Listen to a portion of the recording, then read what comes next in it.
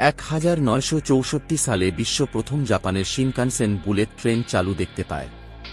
প্রথম ট্রেনটি ঘণ্টায় 190 কিলোমিটার বেগে ছুটেছিল, যা বিশ্বকে অবাক করে দিয়েছিল। একটি ছোট দেশ, জনসংখ্যা কম, তবুও শৃঙ্খলা এবং নাগরিক বোধের দিক থেকে এগিয়ে। আজ একই শিনকানসেন ঘণ্টায় 300 কিলোমিটারেরও বেশি বেগে চলে, এবং তাদের দেশও। আমরা বলি যে ভারত জিডিপিতে জাপানকে ছাড়িয়ে গেছে, কিন্তু এর অর্থ এই নয় যে মানুষ ধনী হয়েছে। গড় জাপানিরা এখনও আমাদের চেয়ে বহুগুণ বেশি আয় করে। কেন?